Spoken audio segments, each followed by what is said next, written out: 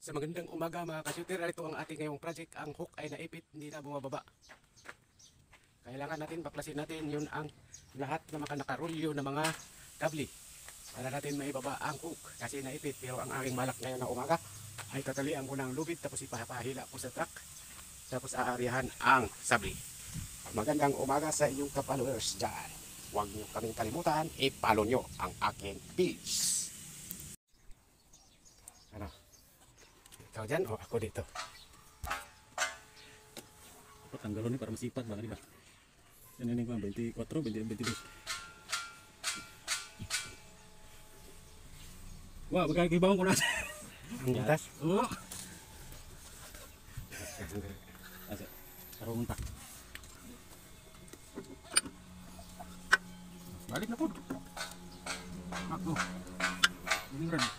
Coba. Hindi makita ang kamay mo. Tutok lang.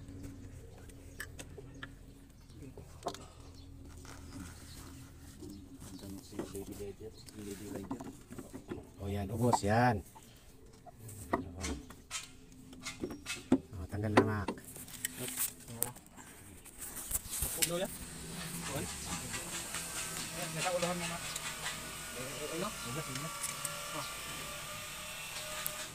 Okay guys, ang dahilan po na bakit stuck up yung cable drum namin ay pumalas po yung spring sa loob na Para sa dagdag kalaman, i-follow niyo ako.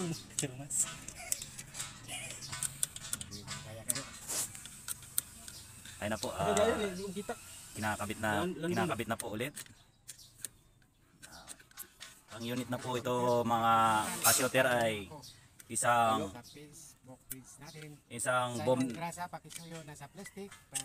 boom truck na Hyundai 10 tons capacity. Bintang saka. Ay, unya na. Apa? Yung truck 10 pero yung boom ayun na po. Ang tamang pagkabit niyan mga ay kailangan lang ng mahabang pasensya mo at dahan-dahan lang po.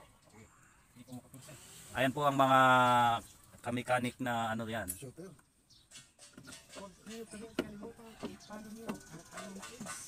Na walang kakwenta-kwenta. Mga vlogger. Kasi nasalpak na. Siguro. Hindi po, yung natin ha. Yung o-ring, lagyan ng yan. Bago may sampak.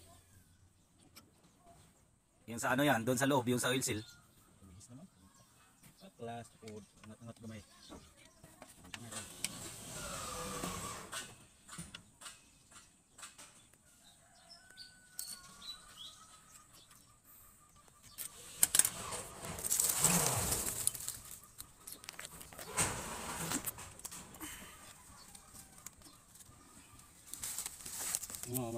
Sumala ba yung ganyan? Dahil yung kable. Para pumagat doon. Yun. Pasok na, yan pasok. Diyan lang yan sa bearing.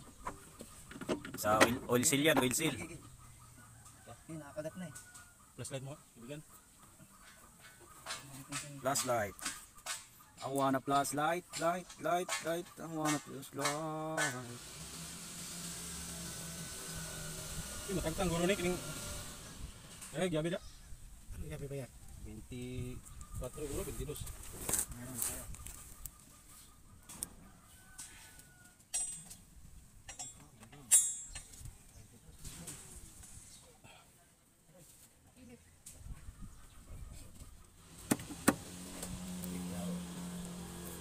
Berapa? Kasi simpan yan eh. Kan ni.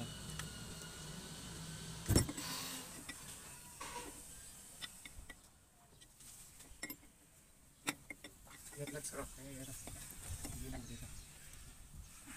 Ikutin mo dito, ilalim yan. Mandi ay dire. Yan po ay titingnan ng level ng po natin yan dyan. Level ng ating gear oil. Okay. Bago isa. Di mala eh. Yan man. Wala. Yeah. Pinasa. Linisan natin to para makita natin yung level ng ito po yung ano natin guys. Like, Bigo. Bigo, basta Bigo. Agoy. Sabi pa ni Bunyo. Agoy, Fredo.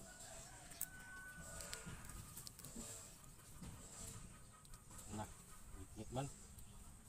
Klaro, ning kuan nimo. Kalat manggod yung ano yan, kalat basag yung ano ba.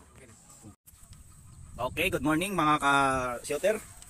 Ang ginagawa po namin ngayon ay Kaway batasan. binaklas namin yung ano na Airbox ng ang tawag tayo.